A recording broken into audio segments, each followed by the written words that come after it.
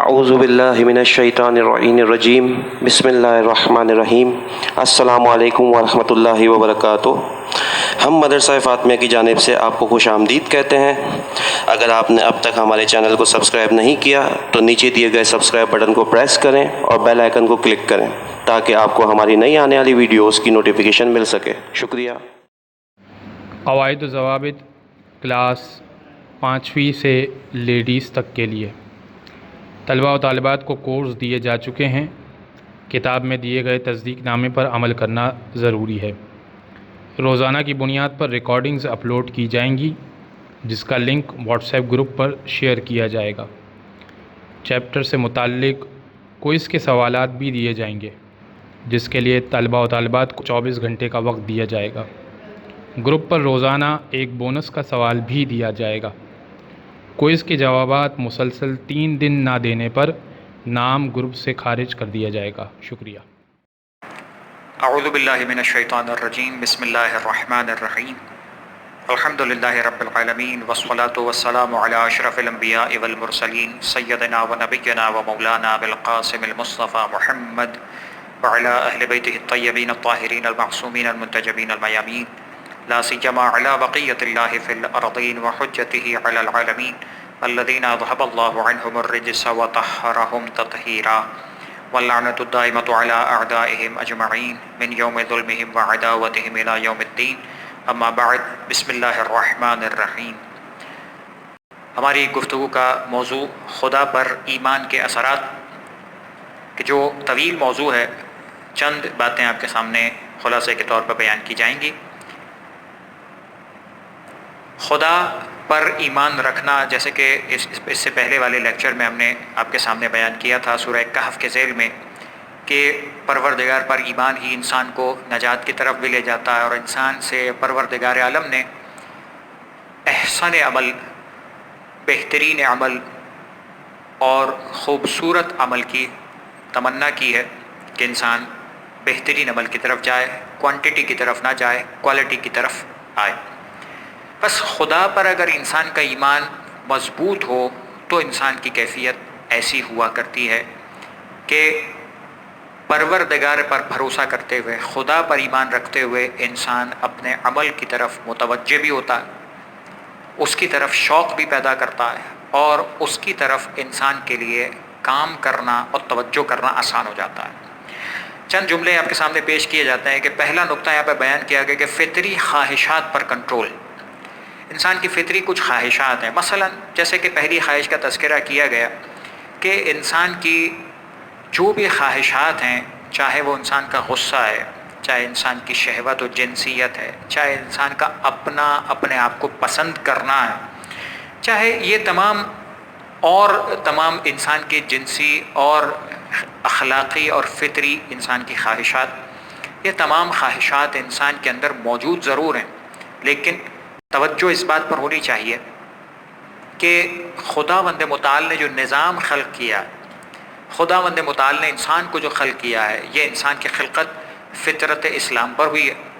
جیسے کہ مثال کے طور پر کہا جائے کہ یہ انسان کے لیے جو دنیا میں پروردگار عالم نے بھیجا ہے، عبدیت کے لیے، بندگی کے لیے، اس انسان کو ایک ایسے سسٹم پر چلنے کے لیے بھیجا ہے جس سسٹم کو بھی پروردگار عالم نے پہلے سے بیان کیا۔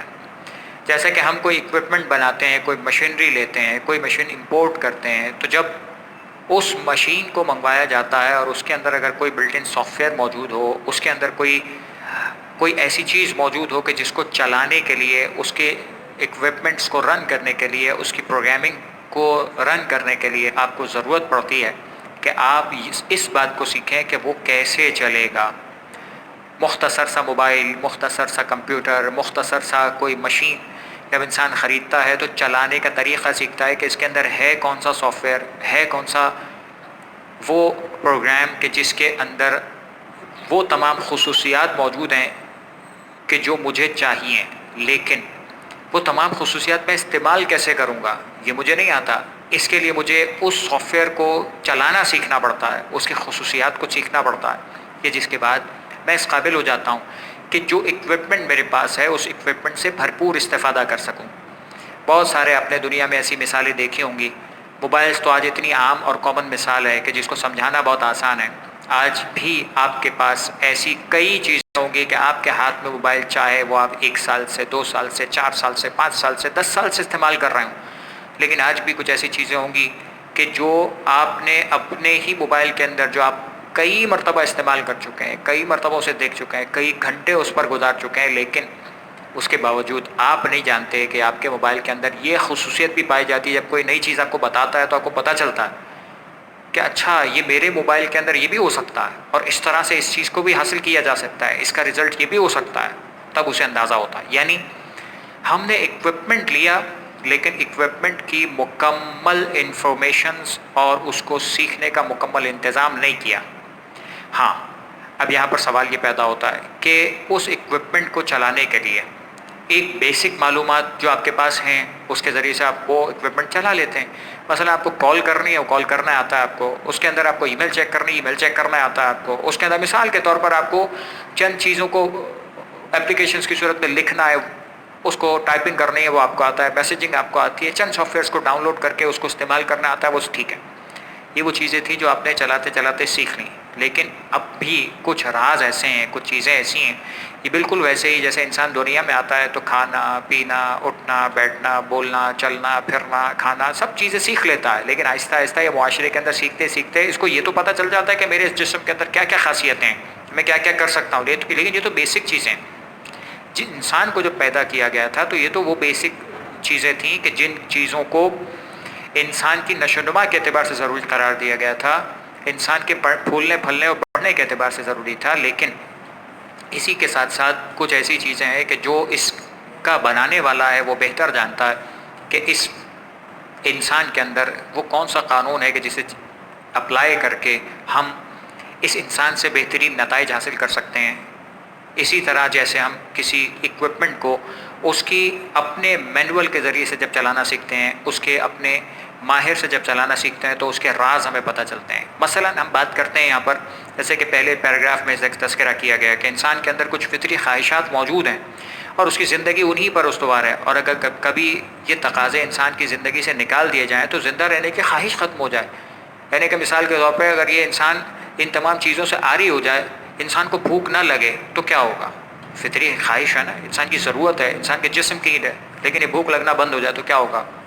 انسان کو بھوک نہیں لگے گی، احساس نہیں ہوگا، لیکن جسم انسان کا گلتے گلتے ایک مقام تک پہنچ جائے گا کہ جس کے بعد وہ انسان دنیا سے ختم ہو جائے گا، نکل جائے گا. بس جہاں پر انسان جب بھوک نہیں لگتی، احساس نہیں ہوتا، مثلا انسان کو گرم لگنا ختم ہو جائے تو انسان کا ہاتھ اگر کسی گرم مقام پر لگے، احساس ختم ہو جائے تو کیا ہوگا؟ کہ ہاتھ نہیں جلے گا؟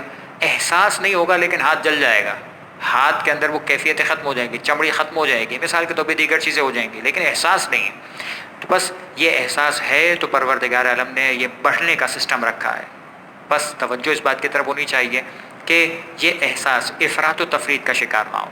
یعنی کھانا جب پروردگار عالم نے بھوک کا احساس رکھا ہے تو اتنا نہ کھا لے کہ کھا کر انسان مر جائے، اور بھوک کا احساس رکھا ہے تو اتنا اگنور بھی نہ کرے کہ اتنا بھوکا رہے کہ جس کے بعد انسان گل سڑ کر ختم ہو جائے.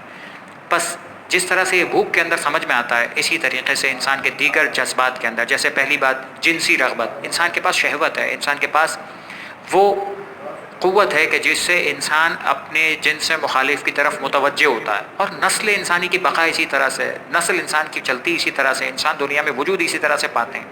لیکن یہی وہ چیز ہے کہ جس کو اگر افراط و تفرید کا شکار بنا دیا جائے کہ یہی جنسی لذت اور احساس انسان کے اندر موجود ہے، اگر انسان پراپر طریقے سے استعمال کرے تو یہ پراپر طریقہ انسان کو انسان کی بقا کی طرف لے جائے گا، کمال کی طرف لے جائے گا. لیکن افراط و تفرید ہو کہ اس کا انسان احساس نہ کرے، اسے دبانے کی کوشش کرے، اسے بھلانے کی کوشش کرے، تو یہ ہوگا کہ جو پہلے کے وہ انسان جو رہبانیت اختیار کرتے تھے، اپنے آپ کو الگ تھلگ کر لیتے، ایسے انسان وہ تھے کہ جنہوں نے ایسی زندگی گزاری کہ جو پوری زندگی کسی سے جنسی روابط قائم نہیں کیے، شادی نہیں کی، دوسروں سے نسل کا انتظام نہیں کیا. وہ دنیا سے گئے، ان کی نسل بھی ختم، ان کا نام بھی ختم ہو گیا.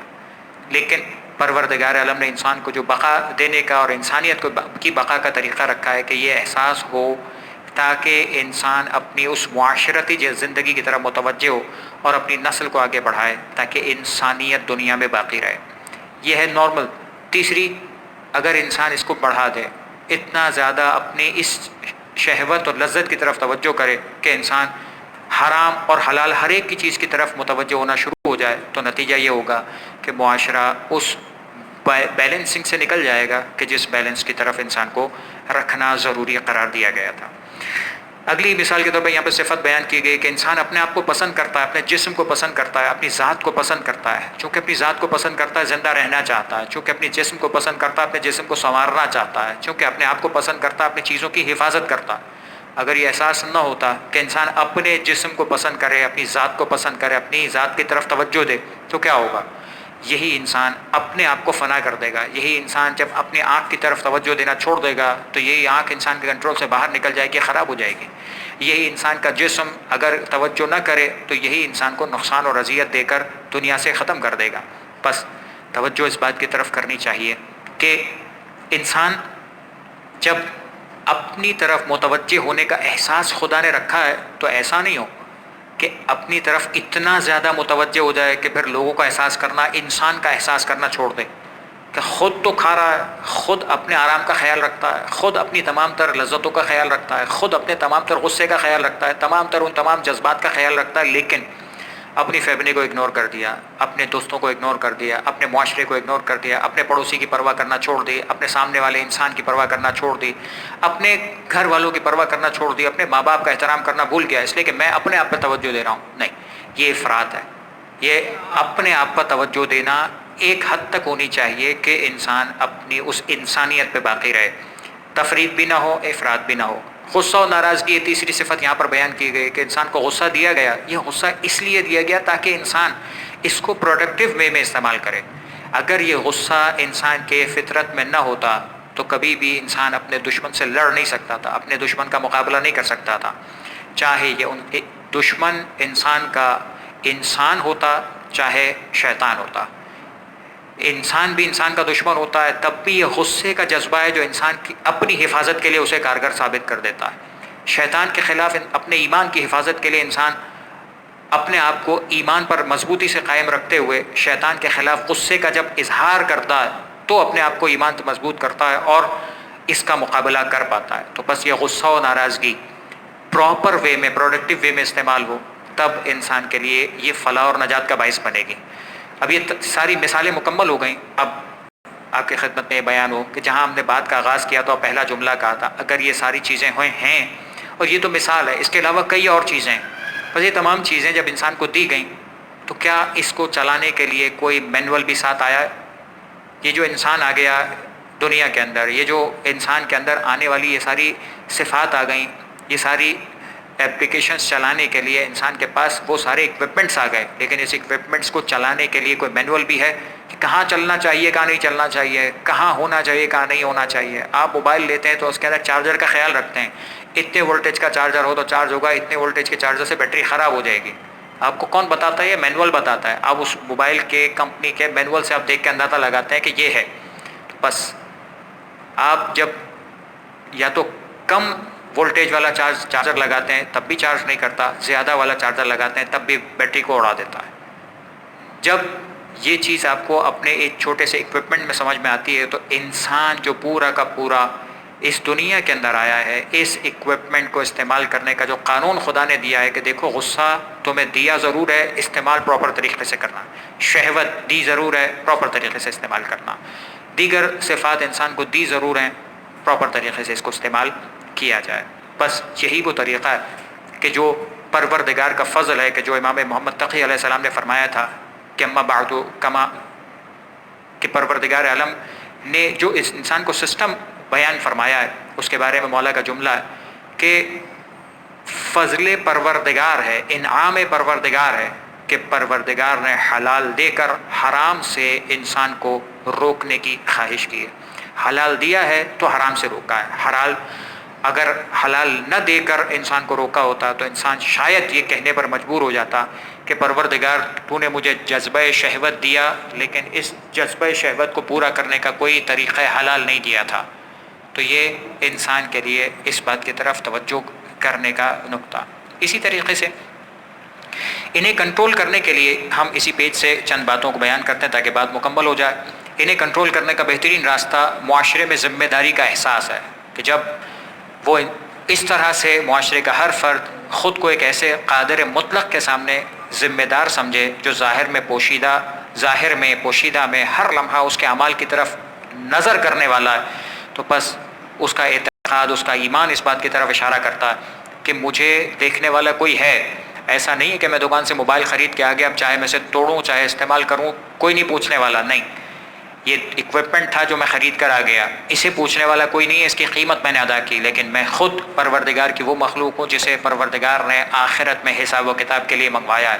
بالکل اسی طریقے سے کہ جہاں پر کوئی امانت کوئی انسان کسی دوسرے اپنے دوست یا انسان سے حاصل کر کے آتا ہے تو اس امانت کو حفاظت کے ساتھ رکھتا ہے، پراپر طریقے سے استعمال کرتا ہے، اور اس پراپر طریقے سے استعمال کرنے کے بعد چاہے وہ اپنے گھر کے اندر یہ اسے معلوم ہے کہ میرا دوست مجھے یہاں پر نہیں دیکھ رہا، اس لیے کہ میرے گھر کے اندر وہ چیز موجود ہے، میرا دوست تو یہاں پر نہیں ہے، وہ تو نہیں دیکھ سکتا، لیکن نہ دیکھنے کے باوجود امانت اس بات کا تقاضا کرتی ہے کہ وہ اس امانت کو صحیح استعمال کرے۔ لیکن انسان جب پروردگار کی طرف متوجہ ہو تو یہ بات ذہن میں رکھے کہ وہ پروردگار وہ ہے جو ہمیشہ ہر موقع پر ہر مقام پر انسان کو دیکھ بھی رہا ہے، سن بھی رہا ہے، اور ان تمام اعمال کی طرف متوجہ بھی ہے۔ بس انسان کو اگر اس بات کا احساس ہو تو انسان اس بات کو بہت اچھے طریقے سے اپنے ایمان کے ذریعے سے اپنے کردار کو بہتر بنا سکتا ہے۔ اور یہی ذمہ داری کا احساس ہے جو اس وقت تک پیدا نہیں ہو سکتا کہ جب تک انسان دانا، توانا، حاضر، ناظر، سننے، دیکھنے والا، ظاہر باطن سے آگاہ خدا پر ایمان نہ رکھے، اور یقیناً ہر انسان رکھتا ہے۔ توجہ کا نقطہ اس بات کی طرف رہنا چاہیے۔ اگلا پوائنٹ، سیکنڈ پوائنٹ ہمارا تھا اخلاقی فضائل کی تربیت، کہ اخلاقی فضائل اور فطرت انسان کی طرف رغبت ہمارے مزاج کا حصہ ہے، اور اگر دوسرے لفظوں میں یہ کہا جائے کہ یہ خوبیوں کی طرف رجحان اور برائیوں سے نفرت بھی ہمارے فطرت کے اندر شامل ہے۔ کون ایسا ہے کہ جو اپنی چیز کسی کو دیتا ہے اور اس سے یہ خواہش کرتا ہے کہ وہ توڑ پھوڑ کے پھینک دے؟ ہمیشہ جب اپنی چیز کسی کو دیتا ہے تو یہ انسان کی فطرت بھی کہتی ہے، انسان کا اخلاق بھی کہتا ہے، اور انسان کی عقل بھی کہتی ہے کہ یہ چیز میں امانت دے رہا ہوں تو وہ مجھے صحیح سلامت واپس کرے، تبھی میں اسے امانت کے طور پر عطا کر رہا ہوں۔ تو امانت اچھی چیز ہے، یہ کون؟ انسان کی عقل بھی بتاتی ہے، فطرت بھی بتا رہی ہے۔ خیانت کار کو اچھا نہیں سمجھا جاتا، برا سمجھا جاتا ہے، اس کو کوئی بتانے کی ضرورت نہیں ہے، یہ انسان کا پروردگار کا قانون بھی ہے، اور انسان کی فطرت بھی اس بات کی طرف اشارہ کرتی ہے۔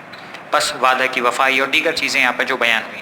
آخر میں نقطہ کہ جو انسان اپنے اندر جس صفات کو پیدا کرے، جن چیزوں کی طرف توجہ کرے، مثلا عفت، پاکیزگی، امانت، سچائی، فداکاری کا جذبہ، یہ تمام چیزیں وہ ہیں کہ جو انسان کو ان کی طرف توجہ بھی کرنی چاہیے اور اپنے آپ کو ان چیزوں کی طرف متوجہ بھی کرنا چاہیے۔ انسان کی کئی معنوی یا روحانی غرض کے بغیر بلا وجہ اس محرومی کو تحمل کرے۔ یہ جو جملہ آخر میں فرمایا گیا، مگر یہ کہ اس کا عقیدہ یہ ہو کہ یہ مادیات سے محرومی دوسری دنیا میں انسان کے لیے بہترین اجر کا سبب بنے گی۔ بعض اوقات انسان سامنے سے محسوس کرتا ہے کہ مجھے ایک چیز نہیں ملی، محرومی کا احساس ہے، مثلا رزق کی کمی، مثلا کسی نعمت کی کمی، مثلا کسی چیز کی کمی یقیناً رہتی ہے، لیکن اس کے مقابل میں وہ پروردگار انسان کو آخرت میں اس کی تلافی کا وعدہ فرماتا ہے کہ اگر یہاں نہیں بھی ملا، اگر کوئی چیز رہ بھی گئی، اگر کسی نے تم پر ظلم بھی کیا، تو یاد رکھو پروردگار بدلہ بھی لینے والا ہے اور اس نقصان کو تمہارے لیے قیامت میں پورا بھی کر دے گا۔ تیسرا نقطہ جہاں پہ بات کو مکمل کیا جائے کہ وہ انسانی حکومتیں جو دین و ایمان کے بغیر حکومت کرنا چاہتی ہے، وہ صرف ظاہری ظلم و جور کو خلاف ورزی کو روک سکتی ہیں، وہ تمام ظاہری قوانین کو تو روک سکتی ہیں، لیکن جو انسان کے روح کے اندر پیدا ہونے والی طاقت ہے کہ جس کے ذریعے سے انسان اپنے آپ کو اپنی تنہائی میں گناہ سے دور رکھتا ہے، یہ اسی وقت ہو سکتا ہے کہ جب انسان اپنے ایمان سے مزین ہو اور پروردگار عالم کو حاضر و ناظر سمجھے، تب ہی معاشرے کا بہترین اور اعلیٰ ترین فرد انسان بن سکتا ہے، تاکہ اپنے آپ کو بھی انسان بہتری کی طرف لائے اور اپنے معاشرے اور خاندان اور اپنے اطراف کے لوگوں کو بھی اپنی طرح سے دوسروں کو خدا کی راہ کی طرف گامزن کر سکے۔